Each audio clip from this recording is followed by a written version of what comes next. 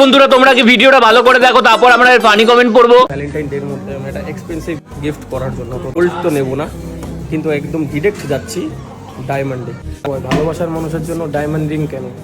চাঁদ চাঁদ ভেঙে আনতে বললো তাও করবো, চাঁদ ভেঙে আনতে বললো তাও করবো।